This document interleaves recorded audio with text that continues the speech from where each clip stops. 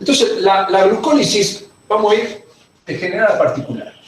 Nosotros dijimos, bueno, la glucólisis, si esta es una célula, a la célula ingresa glucosa, esta glucosa se transforma hasta piruvato, y luego este piruvato se va a la mitocondria. Y esto, pasaje de glucosa a piruvato, es la glucólisis. Muy bien. Viendo un poquito más específico, sabemos que la glucosa primero sufre toda una serie de reacciones químicas que terminan generando piruvato.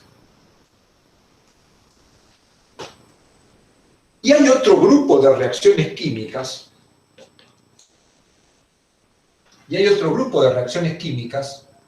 que a partir de piruvato puede formar glucosa.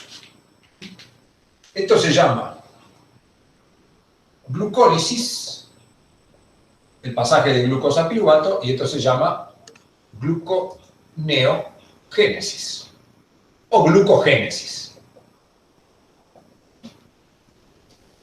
Siempre que termina en génesis es un proceso anabólico, cuando termina en lisis es un proceso catabólico. Acá rompo de 6 carbonos, paso a 3, y acá de 3 paso a 6. Este libera energía, este la necesitará. Aprovecho acá a otra cosa. La glucólisis va a utilizar en alguno de sus pasos NAD que da NADH. Esto después va a ir... ¿A dónde va a ir esto? ¿El NADH? A la respiración. Cadena respiratoria. Perfecto, acá en la respiratoria. Muy bien, o sea, esto debería ingresar a la mitocondria, ¿cierto? ¿Por qué? Porque la glucólisis está fuera de la mitocondria y la cadena respiratoria está acá. La cadena respiratoria está acá. Cadena respiratoria, que está descargado. Entonces este NADH debería ingresar y venir acá. Para ingresar necesita un conjunto de proteínas que están en la membrana interna de la mitocondria que se llaman conmutadores de hidrógeno. Conmutadores de hidrógenos. O lanzaderas, es lo mismo. ¿Qué es lo que hablábamos recién? O sea, este NADH, para poder entrar, necesita esos sistemas de lanzadera. Ahora, si miro la gluconeogénesis necesita energía y necesita NADH que se transforma en NAD. Fíjense, acá respondo a otra pregunta de las que veníamos haciendo.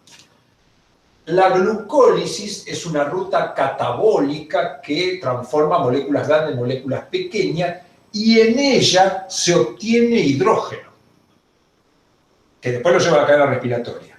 Entonces, como en esta vía obtengo hidrógeno, digo que esta es una vía oxidativa. Pero oxidativa de sustrato o de glucosa. Es decir, lo que estoy haciendo es sacarle hidrógeno a la glucosa y se lo doy al NADH. El NADH está ganando hidrógeno. Como el NADH gana hidrógeno, se reduce. NADH gana hidrógeno, eso es lo mismo que decir que se reduce. Dice, pero no es una vía oxidativa y se reduce, porque tengo dos partes. Tengo una molécula que es la glucosa, que en su proceso pierde hidrógeno y se oxida, y otra molécula que es el NADH, que lo gana y se reduce. Entonces, cuando yo estoy diciendo que la glucólisis es una vía oxidativa o que el catabolismo es oxidativo, estoy mirando los sustratos que están perdiendo hidrógeno. En realidad no están perdiendo hidrógeno, lo que están perdiendo es electrones, pero el que yo veo es el hidrógeno. Entonces, La glucólisis es una vía oxidativa respecto de los sustratos y una vía reductiva respecto del NADH, respecto de la coenzima. En cambio, la gluconeogénesis, el NADH pierde hidrógeno, entonces yo podría decir que el NADH se oxida. Y esos hidrógenos se los estoy dando al piruvato que se transforma en glucosa, por lo tanto la gluconeogénesis sería una vía reductiva. Esto es lo que me había preguntado Clara. No es fácil esto porque tengo dos, como si yo tuviera dos sistemas, ¿no es cierto? Dos sistemas, uno a 40 grados y otro a 20 grados que estuvieran en contacto. ¿Qué pasaría si yo pongo un sistema a 40 grados en contacto con otro a 20 grados? Se traspasan calor. Claro, va a haber una transferencia de energía, ¿no es cierto?, en forma de calor. Ahí yo podría decir que se gana energía en forma de calor. En uno sí se ganaría. Sí, podría decir que sí. En uno se gana y en otro se pierde, digamos. Claro, o sea, con la energía si un sistema pierde, hay otro que gana.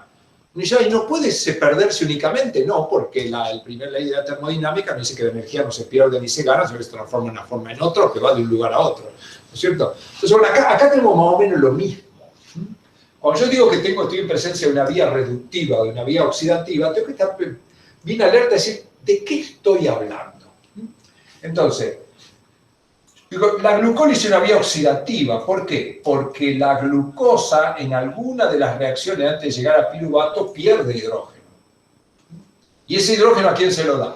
Se lo da al NAD. Que el NAD cuando gana el hidrógeno se transforma en NADH y como ganó hidrógeno yo digo que se redujo. Entonces en realidad la glucólisis en alguna de sus partes es un proceso de óxido-reducción. Hay alguien que se oxida y hay alguien que se reduce. Cuando analizo la gluconeogénesis, digo es una vía reductiva, porque estoy hablando respecto al piruvato. Si el piruvato, en alguno de sus pasos antes de llegar a glucosa, va a recibir hidrógeno. Y ese hidrógeno, por eso digo que es una vía reductiva, pero ese hidrógeno no lo inventó ni sacó de la nada. ¿De dónde lo sacó? Del NADH, que el NADH al perder su hidrógeno se transformó en nada, se oxidó. Entonces ahí está la cuestión que me preguntaba Clara. Pero, profe, si la glucólisis puede ser tanto oxidativa como reductiva, ¿cómo hago yo para determinar cuál es? No, depende de lo que mire. La glucólisis, cuando yo hablo de la glucólisis, si estoy hablando que es oxidativo, estoy reductivo, no lo puedo decir. Es como si yo dijera, tengo dos sistemas, uno a 40 grados y otro a 20 grados, y entonces se calienta. O aumenta la temperatura. ¿Qué me está faltando decir ahí? ¿Cuál es el sistema al que le aumenta la temperatura? Entonces, cuando yo digo que un proceso es oxidativo o reductivo, tengo que aclarar, o por lo menos aclararme yo, respecto de qué lo estoy diciendo. Porque si algo es oxidativo, simultáneamente tiene que estar ocurriendo algo que es reductivo. Claro, eso entiendo, pero mi pregunta iba a cuál tengo que tomar yo, o sea... Usted me explica. Sí, bueno, mire, yo estoy hablando usted lo tiene que explicar para dejar claro. Decir, bueno, yo estoy hablando de la glucólisis. La glucólisis es una ruta catabólica que libera energía, y si yo me refiero a los sustratos de la glucólisis, puedo decir que durante la glucólisis hay un proceso oxidativo, porque esas moléculas, alguna de ellas, no todas, porque no todas las reacciones van a ser redo, alguna molécula va a perder hidrógeno. Más precisamente electrones, porque la oxidación es pérdida de electrones, que por supuesto el electrón no va solo, siempre va a ir unido a un átomo. Entonces, yo cuando explique, tengo que explicar respecto de qué estoy hablando. Cuando yo estoy frente a una reacción, cuando estoy en presencia de algo que se oxida, forzosamente tiene que haber algo que se reduzca. Es como si yo estoy en presencia de algo que recibe calor, simultáneamente tiene que haber alguien que lo pierde. ¿No es cierto? ¿Por qué? Porque no puede venir calor de la nada, porque la energía no viene de la nada. Entonces, acá tenemos la misma situación. Por supuesto, les pongo el ejemplo, el calor no tiene nada que ver. Sí, tiene algo que ver. Si lo arrastramos, vamos a tener relación o no. Pero de una forma, digamos, son esos procesos que tienen dos partes indefectiblemente. Y si no hay quien se oxide, no hay quien se reduzca. Y si no hay quien se reduzca, no hay quien se oxide. Forzosamente. Ya entendí. Las dos cosas. Ya entendí, Profe, sí. Profe, sí. Que en el libro, en algunas partes, hablan como que, por ejemplo, NADH es un agente reductor, pero se oxida, y el NAD solo es agente oxidado, pero se reduce. Entonces ahí es cuando uno se entra en esa confusión, cuál es el agente oxidador y quién se reduce, y el agente oxidante. Y eso. Y miremoslo acá, es interesante porque esto hay que ir trabajándolo, porque el problema no es, o sea, óxido-reducción es uno de los temas que no me conviene ponerme a hablar, porque tiene esas confusiones. Pero sí tengo que tratar de entenderlo, porque si yo leo y no entiendo, ¿no es cierto? Si yo leo y no lo entendí, no voy a interpretar lo que estoy leyendo. Fíjense acá, vamos a tratar de razonar. Vamos a analizar esta situación. En la glucólisis, el NAD pasa a NADH. Ganó hidrógeno. ¿Está bien? Si el NADH ganó hidrógeno, digo, se reduce. Pero ese hidrógeno se lo sacó a la glucosa o a algún sustrato. Entonces, uno dice, bueno, la glucosa, o podríamos decir, algún... Ah, no, acá arriba no se ve. Acá. Algún sustrato de la glucólisis perdió hidrógeno. Porque si el NADH ganó hidrógeno, es porque algún sustrato de la glucólisis perdió hidrógeno. Si algún sustrato de la glucólisis perdió hidrógeno, quiere decir que se oxidó. Entonces, como los dos procesos ocurren simultáneamente, uno dice, este se oxidó porque en realidad el NAD, al ganar el hidrógeno, se lo permitió. Porque si esto no hubiera ocurrido, aquello tampoco. Entonces dice, bueno, como el NAD, al ganar el hidrógeno, permitió que aquel se oxide, entonces él es el que está haciendo que se oxide, entonces él es el oxidante. O sea, el NAD, al ganar el hidrógeno, hace que el otro se oxide. Entonces el NAD es el oxidante.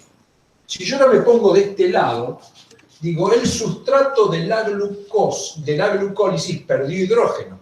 Si perdió hidrógeno es porque se lo dio a alguien. ¿A quién se lo dio? Y se lo dio al NAD, que se transformó en NADH. Entonces dice, este sustrato está posibilitando que el NAD se reduzca. Entonces, como él es el que hace que el NAD se reduzca, entonces este es el reductor. Es decir, que el que se oxida, el que se oxidó es reductor. Y el que se reduce es oxidante.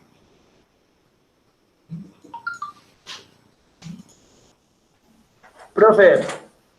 Sí. Yo le había hecho una pregunta a usted sobre, ¿se acuerda en las clases de consulta sobre cómo las propiedades antioxidantes de los alimentos, las vitaminas? Usted me había dicho que el oxígeno toma 4 electrones para convertirse en agua. No, cuando hablamos de las propiedades antioxidantes en general, esas propiedades antioxidantes las aplicamos a... tiene algo que ver con esto, obviamente, pero la propiedad antioxidante está relacionado más a evitar o neutralizar la formación de unas especies químicas muy especiales que se llaman especies reactivas del oxígeno. Que por supuesto son reacciones de óxido-reducción, pero no quisiera que compliquemos esto con los antioxidantes y las ROS o especies reactivas del oxígeno, porque ya sí es complicado. Entonces, lo que me preguntó sí me acuerdo, y un tema que se va a estudiar más adelante, que obviamente está relacionado a este tipo de reacciones, pero a unas reacciones con unos compuestos muy especiales que tienen acción perjudicial en mi organismo. Acá el NADH, el NAD, estas cosas son todas cosas que ocurren naturalmente.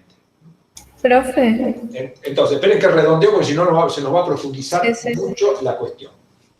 Entonces, queda claro que en la glucólisis y en la gluconeogénesis, que sería la vía contraria, hay reacciones de óxido-reducción. En la glucólisis, el NAD gana hidrógeno, por lo tanto, el NAD se reduce a NADH, y por lo tanto el NAD es el oxidante. ¿Por qué? Porque le está sacando hidrógenos a los sustratos que se oxidan. Y al oxidarse da hidrógenos al NAD para que se reduzca, por lo tanto es el reductor. Tengo que tratar de trabajar con eso hasta que más o menos lo entiendo. Esto me está diciendo qué es lo que le pasa a la molécula y esto es qué es lo que le pasa al otro. O sea, esta molécula se oxidó y entonces él es reductor porque está haciendo que otro se reduzca. O sea que esto sería lo que le pasa a la molécula y esta es cuál es la función o acción de la molécula. Lo mismo acá, se reduce y es oxidante. Entonces esto tengo que trabajarlo hasta que esos términos tomen algún sentido.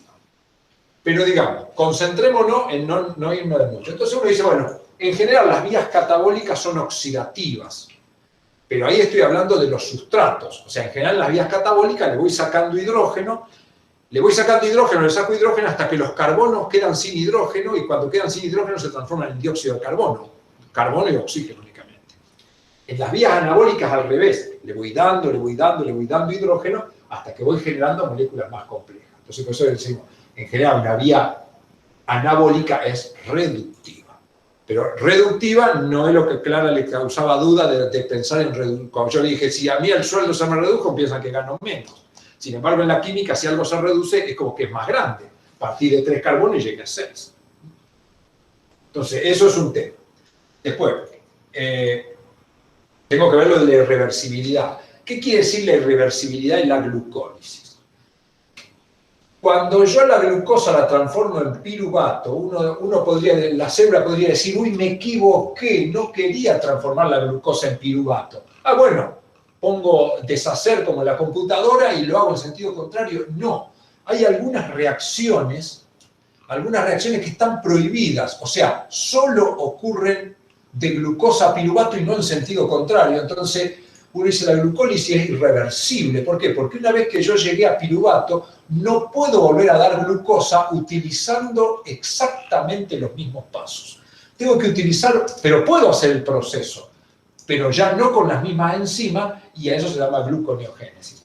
Por eso decimos que la glucólisis es irreversible y la gluconeogénesis también.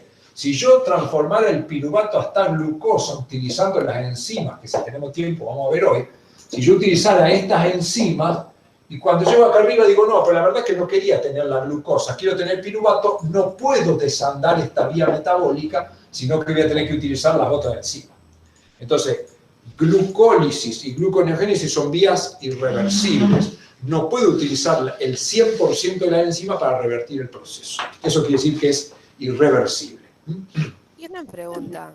Sí. Según la clasificación de metabolismo de su libro, ¿no sería invertible en lugar de irreversible? Bueno, yo justamente le cambié el nombre porque lo de reversible, en primer lugar, no es un término completamente adecuado. ¿Por qué? Porque cuando hablamos en la termodinámica, el concepto de reversible o irreversible tiene diferente connotación. No quiere decir que puede ir para un lado o para el otro. Es decir, si puede ir para un lado o para el otro, quiere decir que yo lo puedo invertir o puedo dar vuelta el sentido de eso. Entonces yo en general no uso la palabra reversible, aunque seguramente en algún caso, en alguna situación se me puede escapar. Entonces yo en general lo que digo es que la glucólisis es una vía que ocurre de glucosa a piruvato y no la puedo invertir. Entonces, bueno, algunos autores ellos lo llaman irreversible, que no está tampoco tan mal, ¿no es cierto? Porque es un término que quiere decir que no puedo hacerlo en sentido contrario. Pero en general, irreversible, desde el punto de vista termodinámico, tiene otra connotación que está más relacionado a la posibilidad de liberar la energía útil de una manera diferente. Entonces, eso como que lleva a que una persona lo puede llevar a confusión. Pero digamos, interpretemos eso nosotros ahora. Que una ruta sea reversible o invertible, ¿qué querría decir? Que yo puedo ir de un lado a otro o en sentido contrario utilizando exactamente las mismas enzimas.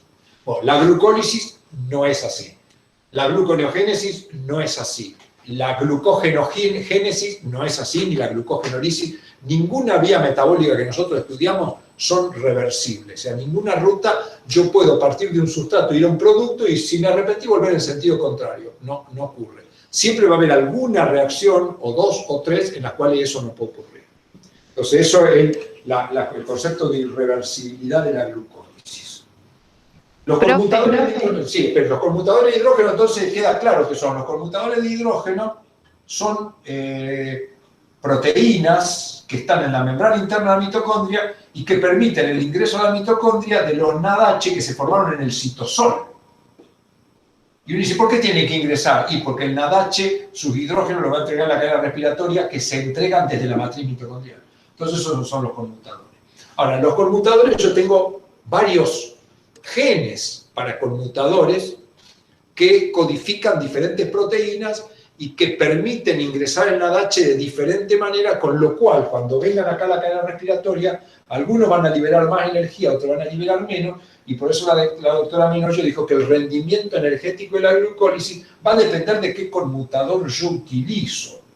Hay conmutadores que me rinden un poco más energía y conmutadores que me rinden un poco menos, que todavía no tengo los conceptos como para poder entenderlo en un 100%. Ya lo vamos a tener. ¿Qué otra pregunta tenían? Profe, entonces sí. Yo leí que cuando la glucólisis... Espere, que se me perdió la pregunta. Se me cortó la voz. Vámonos. Que yo leí que la glucólisis es un proceso irreversible porque va disminuyendo la energía libre. ¿Se puede decir que es por este proceso de óxido-reducción? No, bueno, claro, ahí está usando el concepto de irreversible desde el punto de vista de la energía libre, y ni yo lo entiendo adecuadamente a eso. Porque en este proceso también hay una disminución de la energía libre. O sea, los procesos que ocurren con una disminución de la energía libre. Entonces, el concepto de irreversible nosotros usémoslo como el concepto de algo que puedo hacerlo en sentido contrario. ¿No es cierto? Decimos, si yo levanté la mano, ¿la puedo bajar? Sí. Entonces digo, bueno, levantar la mano es un proceso reversible, porque puedo hacerlo en un sentido que en el otro. ¿No es cierto? Ahora, por ejemplo, dice, bueno, yo estoy dando una clase, mañana voy a dar otra. Mañana voy a estar más viejo, obviamente. Poco más viejo, pero voy a estar un día 24 horas más viejo.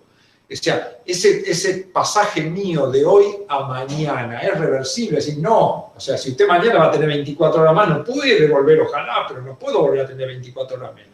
Entonces, eso es cuando analizamos si algo es invertible o no, o reversible o no.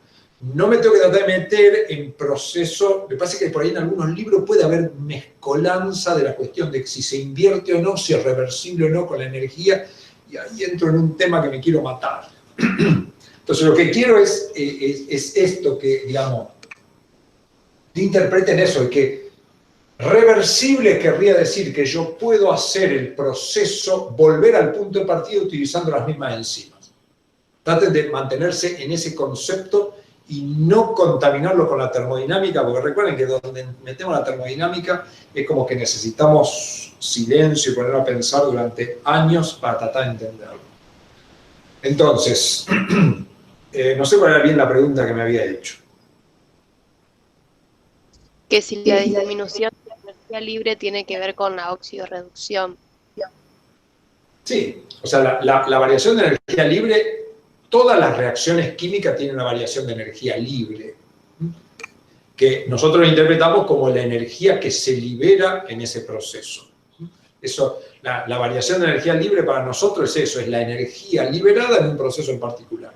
Parte de esa energía puede quedar almacenada como energía química o se puede transformar en energía cinética. Y las reacciones de óxido-reducción son reacciones, por lo tanto tienen su variación de energía libre también, ¿no es cierto? La variación de energía libre, interprétenlo como la energía que se libera o se absorbe en una reacción, para no complicarme. Yo digo, bueno, tengo una reacción en particular. Por ejemplo, dice, bueno, yo tengo una reacción ATP que pasa a ADP y fósforo. ¿Qué pasó acá? Uno dice, bueno, hice una hidrólisis. Rompí un enlace entre dos fósforos y acá se liberó energía. Esto tiene un delta G de menos 7 kilocalorías por mol. Cuando el delta G es negativo, me está indicando que cuando una molécula de ATP se transforma en una molécula de ADP y de fósforo, se libera esa cantidad de energía. Ahora, cuando esta energía cuando este delta G es negativo, eso me está indicando que este proceso ocurre espontáneamente para allá.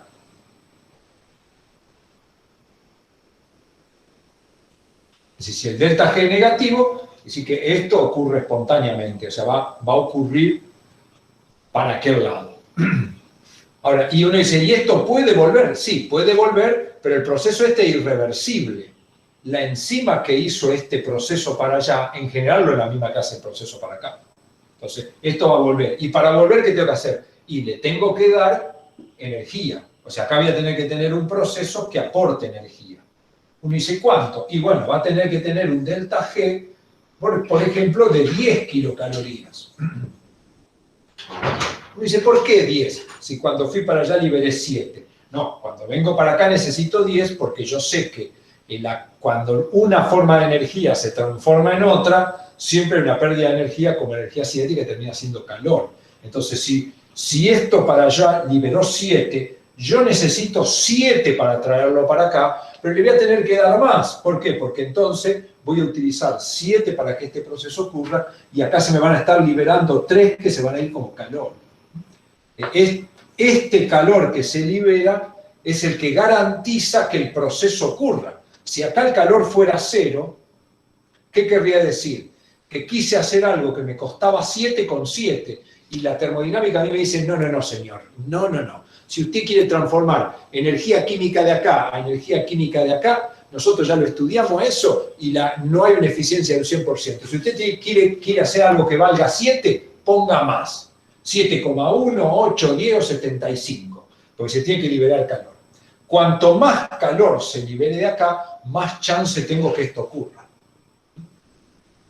Esto es terrible, realmente. La termodinámica es terrible. La energética es terrible. Pero bueno, de a poquito lo vamos a ir absorbiendo. Un poco por ósmosis, un poco por difusión simple, un poco por transporte activo. No se tiene que desesperar con esto. No es un tema vital para entender nutrición ni para ser médico. Sí es vital saber dónde está el plexo de Meissner. Sí es vital saber dónde hay almidón y a qué pertenece. Esas son las cosas vitales. Lo que sí les puede preocupar es si me hacen una pregunta de esto en un parcial, y si me hacen una pregunta de esto en un parcial, tengo una gran herramienta que es el TATETI, cuando hay estas cosas. Tengo 4 preguntas, digo TATETI, suerte para mí, esta. Chao. Tengo un 25% de chance de responderla bien. Mientras tanto voy tratando de aprender y interpretar esto.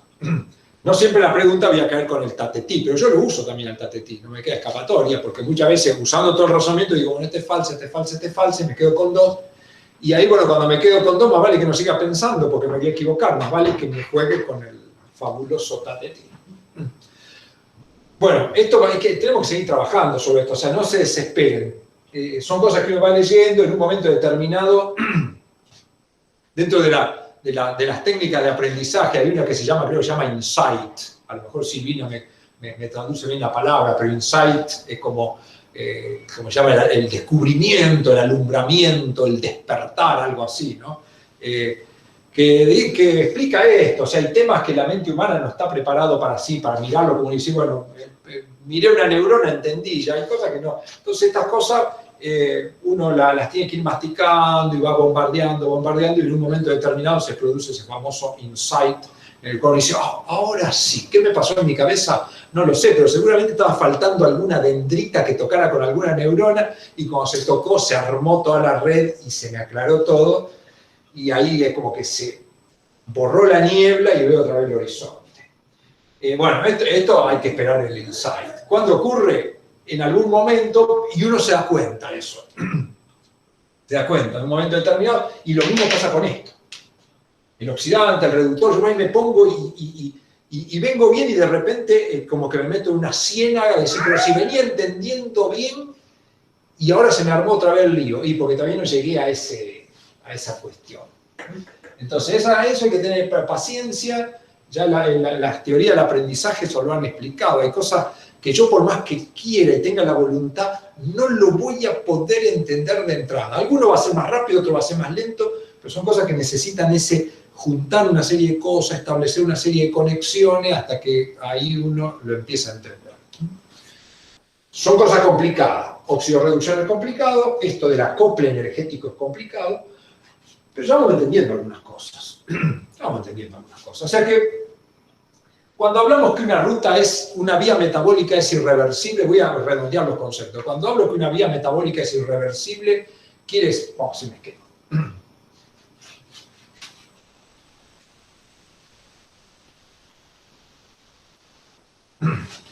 Vamos a aprovechar a ver otra vía metabólica y razonar un poco ya que estamos.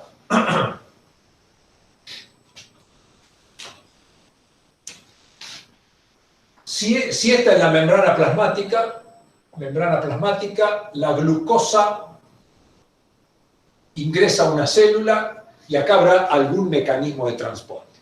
En general, cuando la glucosa entra a la célula, lo hace por difusión facilitada. Ese es el mecanismo por el cual... Pero un cachito, que se me tocó el timbre.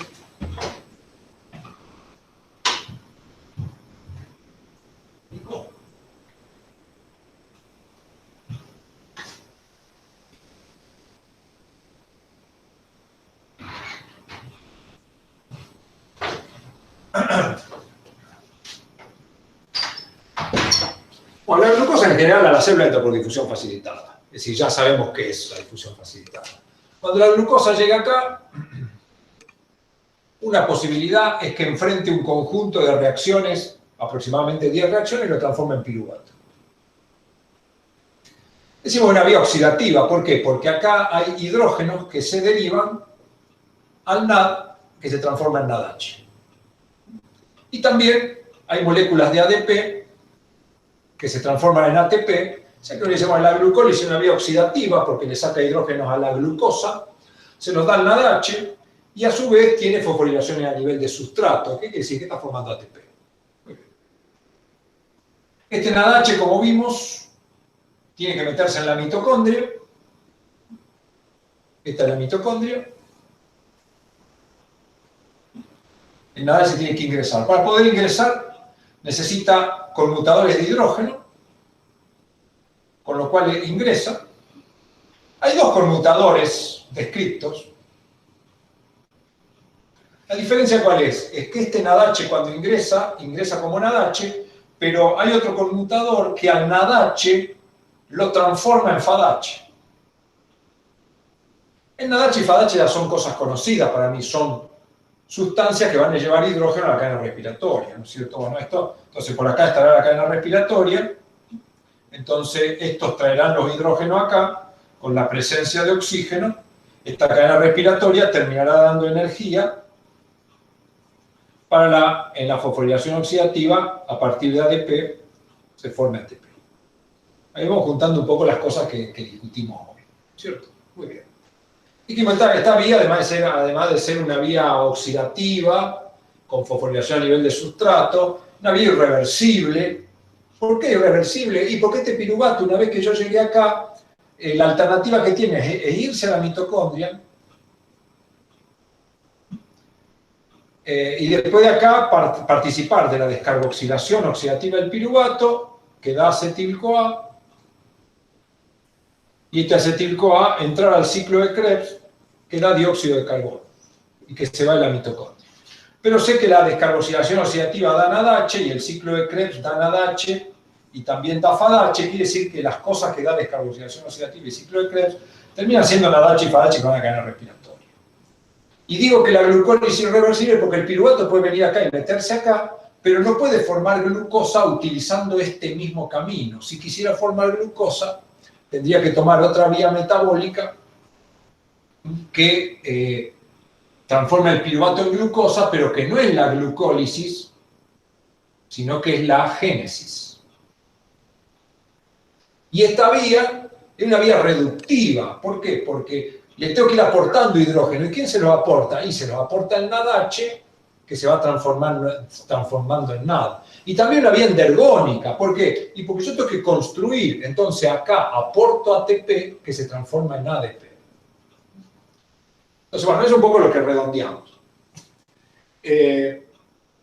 Esta glucosa puede participar de otras vías metabólicas también. Por ejemplo, esta glucosa se puede transformar, nosotros sabemos que se transforma primero acá, vamos a hacerlo acá bien, la glucosa, ni bien entra la glucólisis, se transforma en glucosa 6-fosfato. Esa glucosa 6-fosfato se puede transformar en glucosa 1-fosfato. ¿Qué pasó si la glucosa 6-fosfato se transformó en glucosa 1-fosfato? ¿Qué le ocurrió ahí a la molécula? Se fosforito. ¿Sí? Se cambió la posición del fósforo. Cambié la posición del fósforo. Perfecto, cambié la posición del fósforo. La enzima que hace eso, ¿a qué familia pertenecerá? Isomerasa. Quinasa. Isomerasa.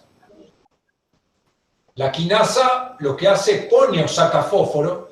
Acá no puse o saqué, cambié posición. Después vemos el nombre. Glucosa 1-fosfato, glucosa 1-fosfato. Luego esta glucosa 1-fosfato la voy a transformar en UDP-glucosa. UDP-glucosa. Acá hay una enzima que tiene un nombre complicado, pero transforma en UDP-glucosa. Y este UDP-glucosa luego me da glucógeno, por un mecanismo complejo. Entonces, todo este proceso que yo analicé acá voy para formar el UDP-glucosa, para formar glucógeno, como esto es un polisacárido, acá creo que no se ve lo que estoy escribiendo, sí, se alcanza a ver apenas, a ver, sí. Sí, se alcanza a ver. Para que se forme glucógeno, yo tengo que utilizar glucógeno, unirlo a UDP-glucosa y así voy haciendo que el glucógeno cada vez sea más grande, como un polisacárido. Entonces acá la enzima que actúa es una sintetasa. ¿Por qué? Y porque voy tomando una molécula de glucógeno y le agrego otra glucosa. Y vuelvo a tomar la molécula de glucógeno, entonces ahí tengo una sintetasa. Entonces, esta vía que yo escribí acá es la glucógenogénesis. ¿Qué es la glucógenogénesis? Es una vía metabólica por la cual yo sintetizo glucógeno a partir de glucosa. Por supuesto, la primera reacción pertenece a la glucólisis, porque yo arranco ya de acá, y después de ahí me voy para allá. Para que se forme UDP-glucosa, yo tengo que utilizar UTP. El UTP es un primo hermano del ATP. Por lo tanto, acá en esta reacción, yo estoy construyendo, estoy creando enlaces. ¿Sería una vía anabólica o catabólica? Anabólica. Anabólica. Perfecto. Le estoy aportando energía. ¿Sería exergónica o endergónica? Endergónica. Le estoy dando energía. Entonces estamos en presencia de una ruta endergónica, de una ruta anabólica en la que estoy construyendo. Pero esta, por ejemplo, no es ni oxidativa ni reductiva. ¿Por qué? Porque acá no hay pérdida ni ganancia de hidrógeno. Ahora, supónganse que yo deposité el glucógeno allá y digo, bueno, ¿para qué lo deposité? ¿Por qué creen que en una célula yo tomo moléculas de glucosa, la transformo en glucosa 6-fosfato, luego en glucosa 1-fosfato y luego termino generando glucógeno? ¿Por qué hago eso? ¿O para qué? Para Reservas. energía. Si yo lo guardé como energía, en algún momento lo voy a querer sacar. Entonces, supónganse que yo lo guardé y digo, ahora lo quiero sacar. ¿Cuál sería la posibilidad? Bueno, que esta enzima haga este proceso, luego que esta enzima haga este proceso, que esta enzima haga este proceso y que esta enzima haga este proceso. Pero la biología me dice, no, eso es irreversible. ¿Qué quiere decir? Que por ahí no puedo ir. Entonces, lo voy a hacer con otro color. Es en azul, es en rojo. Si yo en algún momento necesito la energía, ¿qué hago? Primero hago este proceso químico hasta acá, con lo cual le saco una molécula de glucógeno, una molécula de glucosa 1-fosfato y genero una molécula de glucógeno un poquitito más chica. Esto lo hace una enzima que se llama fosforilasa, no importa mucho el nombre. Acá tengo la reacción de acá para acá, uno dice, esta reacción ocurrió al revés, pero no es la misma enzima que hizo esto que hizo esto. Entonces, este proceso es irreversible. Ahora, una vez que yo llegué acá, el pasaje de glucosa 1-fosfato a glucosa 6-fosfato lo hace exactamente la misma enzima. La enzima que fue para allá lo hizo para este lado. Ahora, una vez que llegué a glucosa 6-fosfato, si quiero glucosa, acá no. Tengo otra enzima que le saca el fósforo. Entonces, este proceso se llamaba glucógenogénesis. Este otro que hice en rojo se llama glucógenolisis.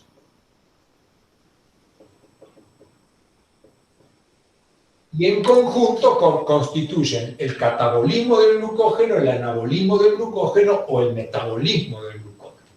Entonces acá... Profe, sí. se me hizo una mezcla. ¿Cuál era el que escribió usted ahí para volver de piruvato a glucosa? Este se llama gluconeogénesis y este es glucógenogénesis. Ah, listo. Acá vamos, sí, se hace a mí también a veces. Por eso yo le saco el neo. Este se llama glucogénesis y este se llama glucolisis. Gluco, ¿qué hace? Referencia a la glucosa. Glucolisis, rompe glucosa. Glucogénesis, sintetiza glucosa. Glucógenogénesis, sintetiza glucógeno. Glucógenolisis, degrada glucógeno. Entonces, ¿Y en dónde ocurren esos procesos? esos procesos adentro de la célula. Ahora dicen, ¿en qué lugar? En el citoplasma. Sí. ¿En qué órganos? Y en el músculo, algo en el riñón, menos en el cerebro, más en el hígado. Esas... Vamos, ¿dónde no sé? Esperen que tengo mi perro que dice, vení. Vení, Oriol.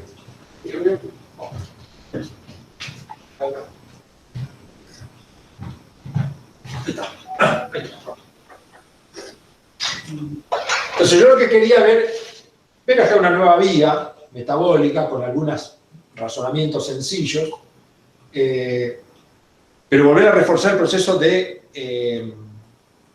reversible a irreversible. Yo le hago una pregunta. En mi organismo, ¿hay alguna célula que a partir de glucosa me permite, que a partir de glucosa forma glucógeno? ¿El hepatocito? ¿El hepatocito? ¿Sí o no? No, yo no pregunté cuál. Sí. Yo pregunté, ¿hay en mi organismo, vamos a la pregunta, ojo lo que responde, ¿hay en mi organismo alguna célula que transforma la glucosa en glucógeno? Sí. Sí. La respuesta es sí. ¿No es cierto? La respuesta es sí. Si yo preguntara cuál, ahí sí vendría con el hepatocito, el músculo. La respuesta es sí. ¿Hay células que hacen el proceso contrario? Es decir, Sí. que a partir de glucógeno pueden formar glucosa. Sí. Sí. Ahora, ¿ese proceso es reversible? No. No. ¿Por qué no es reversible? Uno dice, pero ¿y si va para un lado y va para el otro, es reversible? No, porque nosotros decimos que algo es reversible, o a mí me gusta más invertible, que decimos que algo es invertible cuando las enzimas que usé para hacer tal proceso son las mismas que uso para el proceso contrario. Entonces dice, bueno, el pasaje de glucosa a glucógeno ocurre, y de glucógeno a glucosa ocurre, pero son procesos irreversibles. ¿Por qué? Porque no uso las mismas enzimas. Mejor dicho, no uso todas las mismas enzimas, porque algunas sí, esta es la misma. Entonces dice, bueno, el pasaje de glucosa a glucógeno es irreversible porque el paso catalizado, cuando paso de glucosa a glucosa 6-fosfato y de glucosa 1 a glucógeno, son catalizados por enzimas distintas que cuando paso de glucógeno a glucosa 1 y de glucosa 6 a glucosa, de glucosa 6 a glucosa. Entonces, una vía puede ser irreversible porque haya solo una enzima que me impide hacer el mismo proceso y tengo que usar dos. Lo mismo pasa en la glucólisis y la gluconeogénesis. La glucólisis y la gluconeogénesis comparten como 8 enzimas, Sin embargo, hay tres de la glucólisis que no las puedo utilizar para hacer esto, y tengo que utilizar otra. Entonces dice, la glucólisis es irreversible. ¿Por qué? Porque a pesar de que hago el mismo proceso, acá hay 3 reacciones catalizadas por 3 enzimas, que cuando las quiero hacer en sentido contrario, tengo que utilizar otras enzimas codificadas por genes que están en otros locus y que hacen cosas distintas. Acá hay 3 enzimas que lo catalizan quinasas, y acá hay algunas que lo catalizan quinasas y fosfatasas, que ya lo vamos a estudiar, por eso todavía no lo vi. Profe, Entonces, bueno, ahí tenemos los conceptos fundamentales. Sí. el proceso de gluconeogénesis y glucólisis, o sea, ocurrirían en células diferentes entonces. No, en general cuando yo tengo procesos que son irreversibles, porque ocurren con enzimas distintas, ocurren en la misma célula. ¿Por qué? Y porque si yo en una célula deposité glucógeno, el glucógeno está ahí. El proceso contrario tiene que ocurrir forzosamente ahí, no puede ir a otra célula porque esto está ahí. Entonces, ocurren en general, los procesos que son irreversibles ocurren en general en la misma célula. Por supuesto que puede haber alguno que no, pero como regla general, especialmente en el caso del glucógeno, sí, tiene que ser la misma célula. No hay escapatoria, porque si yo generé glucógeno, ese glucógeno está dentro de una célula, imposible, si está acá, que ocurra allá. Tiene que ocurrir acá. Entonces, voy a tener las enzimas, pero siguen siendo procesos irreversibles. Pero el concepto, vuelvo a tratar de consolidar el proceso irreversible. ¿Por qué la gluconeogénesis es irreversible con la glucogenolisis? ¿Por qué irreversible? Porque para ir de glucosa a glucógeno uso 2 enzimas, una esta que no la escribí, que es la glucosa quinasa, y otra esta que no le puso el nombre, que no las uso para venir en sentido contrario. Por eso es irreversible. Bueno, muy bien. Sí. Una que es revertible es la del piruvato lactato. Sí, pero no vayamos muy lejos. Esta es reversible. Esta es reversible. Cuando voy de glucosa 6-fosfato a glucosa 1-fosfato, uso exactamente la misma enzima que cuando vengo de glucosa 1-fosfato a glucosa 6-fosfato. Es la misma enzima. No necesito ahí dos enzimas. Es el caso más sencillo. Sin irme al otro, que todavía el lactato para mí no existe en el metabolismo. Nosotros estamos estudiando hasta ahora el metabolismo aeróbico. Es decir, cuando todo esto funciona gracias a que yo acá gracias a que acá le doy oxígeno. Todo esto funciona gracias a que le doy oxígeno. Si yo no le diera oxígeno, ¿cuál sería el problema? Para ir anticipándolo para la próxima clase. Si no hubiera oxígeno, estos NADH y FADH no podrían entregar los hidrógenos a la cadena respiratoria y me quedaría sin ATP y me moriría. La escapatoria. No tengo oxígeno, por eso la gente sin oxígeno se muere. Sin oxígeno que lo respire o sin oxígeno que le llegue. Yo puedo tener oxígeno en el aire, puedo entrar el oxígeno a los pulmones, pero puede ser que ese oxígeno no llegue a los tejidos, me voy a morir, porque si no tengo oxígeno, no tengo cadena respiratoria, no tengo energía, no tengo ATP. No tengo ATP y me voy a quedar con todo este NADH que era riquísimo en energía, pero no se la puedo extraer. Entonces uno dice, bueno, si no hay oxígeno, este NADH y FADH que se generaba acá no se puede generar. Por eso uno dice, bueno, en la descarboxilación oxidativa, el ciclo de Krebs son procesos aeróbicos. ¿Por qué? Y porque generan NADH y FADH que va a cadena respiratoria.